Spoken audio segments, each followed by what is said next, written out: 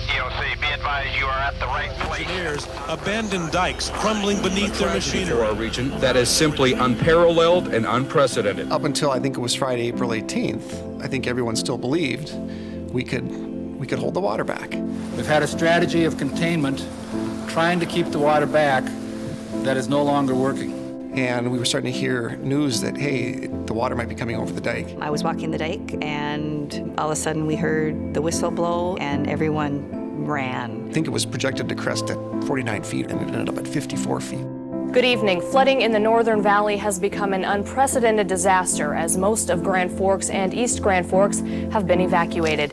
You kind of panic, what do you do? And just grabbed my stuff and drove away. It was a city of fear. I mean, we had one thing, the flood, and is Grand Forks gonna burn? And pretty soon you saw smoke coming off a building. You thought, that can't be possible. You're looking at a live shot of smoke pouring from downtown Grand Forks. I basically fell to the floor and sobbed. It just hit me so hard. These buildings that you knew were not there anymore. We had 3 buildings downtown, and one completely burned to the ground. First Financial Center across the street from First National sustained heavy damage. And I still get emotional about it. You could look down and you could see the fire.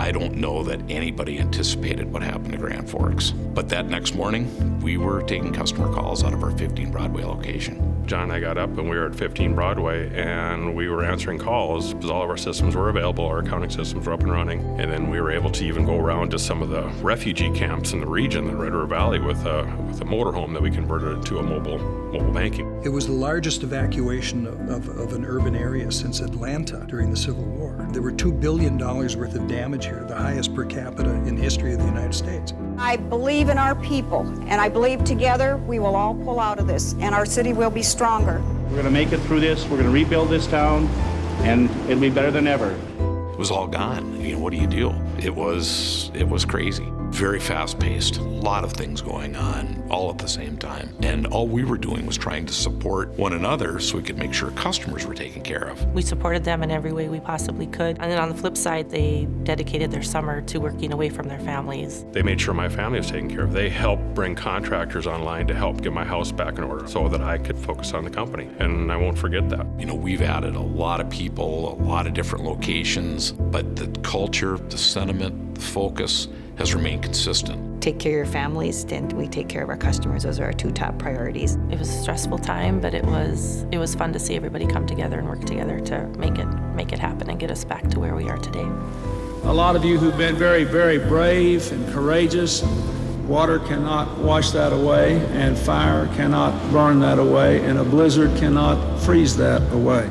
We continue to draw on our experiences of that disaster in how we prepare and protect our systems at Alerus today. We're not the only bank that's had a fire. We're not the only bank that's had a flood. We're probably one of the few banks that has had a flood, a fire, and then an evacuation of a town. Having gone through that in a strange way, I think made us stronger.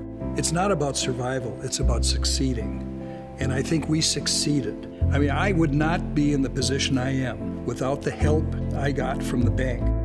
Where we are today from where we were is a heck of a story.